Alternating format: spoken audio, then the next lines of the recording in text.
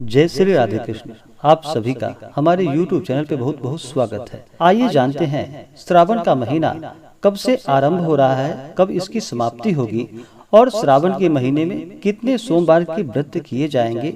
तो जानेंगे श्रावण महीने के महत्व के बारे में और सोमवार का व्रत कब कब रखा जाएगा। तो आइए जानते हैं इन सबों के बारे में। हिंदू धर्म में श्रावण के महीने का बड़ा ही विशेष महत्व माना जाता है। इसे श्रावण या श्रावण के नाम से जाना जाता है। श्रावण के महीने में भगवान शिव का पूजन किया जाता है।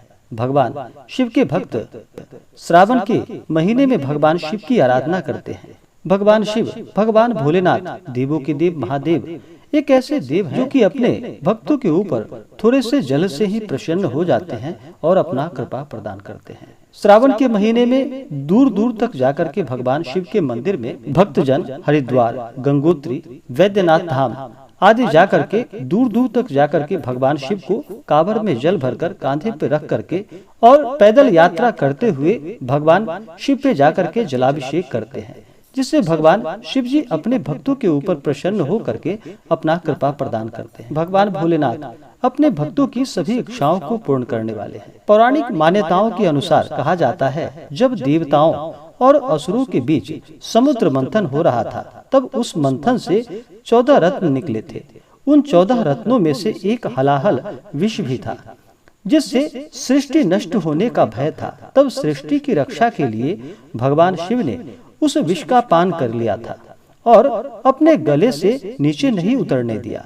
विष के प्रभाव से भगवान भोलेनाथ का कंठ नीला पड़ गया और इसी कारण उनका नाम नीलकंठ भी पड़ा। कहा जाता है कि रावण भगवान शिव का परम भक्त था। वह कांवर में गंगा जल भरकर और उसी जल से उसने भगवान शिव का शिवलिंग का जलाभिषेक किया था।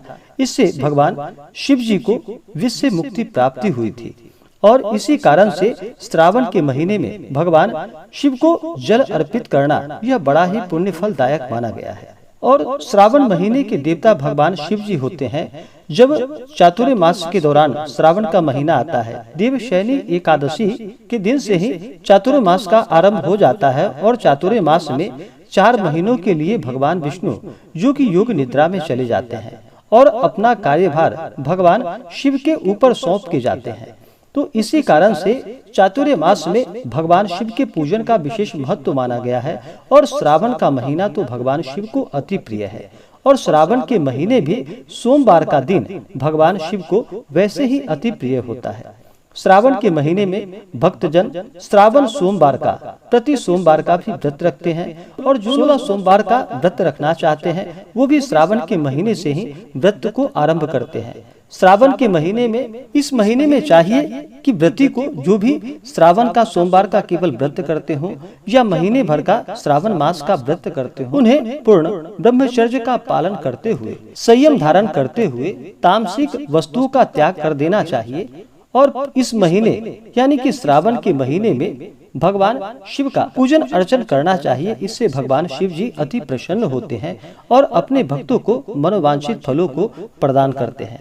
तो आइए सबसे पहले जानते हैं कि श्रावण का महीना कब से आरंभ होने जा रहा है और इस बार कितने सोमवार व्रत पड़ेंगे। इस बार श्रावण का महीना जो कि 14 जुलाई 2022 दिन गुरुवार से आरंभ हो रहा है और श्रावण पूर्णिमा तिथि समाप्त जो कि 12 अगस्त 2022 दिन शुक्रवार को श्रावण पूर्णिमा की समाप्ति होगी।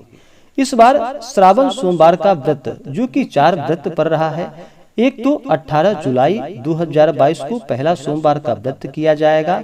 दूसरे सोमवार का व्रत जो कि 25 जुलाई 2022 को किया जाएगा। तीसरे सोमवार का व्रत जो कि 1 अगस्त 2022 को किया जाएगा और चौथे सोमवार का व्रत जो कि 8 अगस्त 2022 को अंतिम सोमवार का व्रत किया जाएगा। यानी कि इस बार वर्ष 2022 में श्रावण के महीने में 4 सोमवार का व्रत पड़ रहा है।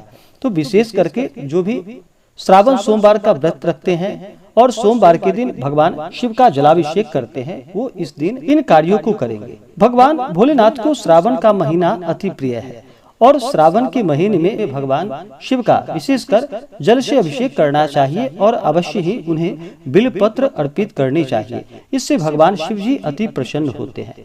शिव पुराण के अनुसार जो व्यक्ति इस माह में सोमवार का व्रत करता है, भगवान शिव उसकी समस्त मनोकामनाओं को पूर्ण कर देते हैं।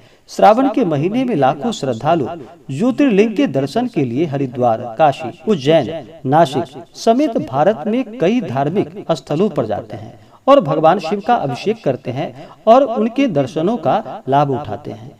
श्रावण के महीने का प्राकृतिक से भी गहरा संबंध है, क्योंकि इस माह में वर्षा ऋतु होने से संपूर्ण धरती बारिश से हरी भरी रहती है। ग्रीष्म ऋतु के बाद इस माह में बारिश होने से मानव समुदाय को बड़ी राहत मिलती है। इसके अलावा श्रावण माह में कई पर्व भी मनाए जाते हैं। श्रावण माह के पावन महीने में शिव के भक्तों के द्वारा कांवड़ यात्रा का आयोजन किया जाता है।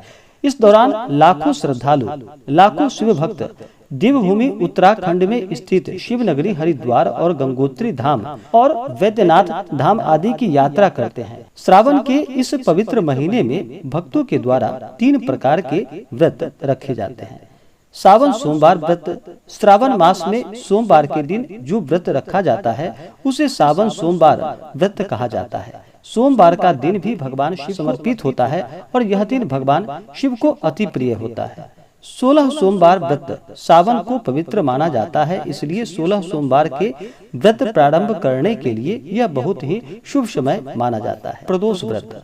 सावन में भगवान शिव एवं माता पार्वती का आशीर्वाद पाने के लिए प्रदोष व्रत प्रदोष काल तक रखा जाता है। इससे भगवान शिव जी अति प्रसन्न होते हैं। श्रावण का ज्योतिष महत्व यह है कि श्रावण मास के प्रारंभ में सूर्य राशि परिवर्तन करते हैं। सूर्य का गोचर सभी 12 राशियों को प्रभावित करता है। श्रावण माह शिव जी के साथ माता पार्वती को भी समर्पित है। भक्त श्रावण महीने में सच्चे मन और पूरी श्रद्धा के साथ महादेव का व्रत धारण करते हैं और व्रत जो भी धारण करते हैं भगवान शिव का पूजन करते हैं, व्रत रखते हैं, उन्हें भगवान शिव का अवश्य ही आशीर्वाद प्राप्त होता है। विवाहित महिलाएं अपने वैवाहिक जीवन को सुखमय बनाने के लिए और कुमारी कन्याएं भी श्रावण के महीने में व्रत रखती हैं, जिससे कि भगवान शिव जी अति प्रसन्न होते हैं और मन इच्छित वर प्राप्ति का आशीर्वाद प्रदान करते हैं।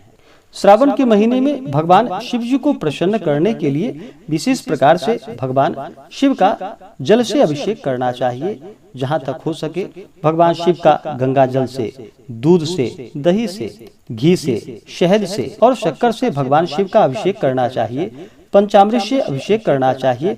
उसके बाद शुद्ध गंगा जल से भगवान का अभिषेक करना चाहिए।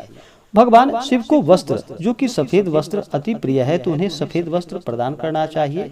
यज्ञोपवीत उन्हें चढ़ाना चाहिए। उसके बाद भगवान को सफेद चंदन अर्पित करनी चाहिए या भस्म आदि भगवान शिव को अर्पित करे। उसके बाद अक्षत, चंदन, पुष्पों की माला भगवान शिव जी को अर्पित करे। उन्हें तुलसी मंजरी चढ़ाएं। भगवान शिव को तुलसी मंजरी अर्पित की जाती है, तो उन्हें तुलसी मंजरी चढ़ाएं। भगवान शिव को बिलपत्र अति प्रिय है, तो बिलपत्र 3 पत्ते वाला बिलपत्र ले, उस पे राम का नाम लिख करके या नमः शिवाय लिख करके भगवान शिव को बिलपत्र चढ़ाना चाहिए। बिलपत्र चढ़ाते समय आप ओम नमः शिवाय और स्त्रियां केवल नमः शिवाय नाम जप करते हुए भगवान शिव को बिलपत्र अर्पित करें। जो भी सच्ची श्रद्धा के साथ भगवान शिव को बिलपत्र अर्पित करते हैं, उनके 3 जन्मों के पाप भी नष्ट हो जाते हैं। त्रिदलम त्रिगुणाकारम त्रिनेत्रम च त्रिधायुधम त्रिजन्म पाप संहारम बिल्वपत्रम शिवार्पणम। इस प्रकार से व्यक्ति के 3 जन्मों के पाप भी नष्ट हो जाते हैं। तो भगवान शिव को बिलपत्र अवश्य ही चढ़ाना चाहिए। फिर भगवान को भांग, धतूरा, शमी पत्र आदि अर्पित करे। फिर धूप और दीप दिखाएं। अनेक प्रकार का नैवेद्य अपने श्रद्धा भक्ति भाव के साथ भगवान शिव को अर्पित करे। ऋतु फल आदि चढ़ाएं। उसके बाद भगवान को जल से आचमनी करवाएं। उसके बाद तांबूल, जो कि पान पत्र, सुपारी, लौंग, इलायची भगवान शिव को अर्पित करे मुख शुद्धि के लिए।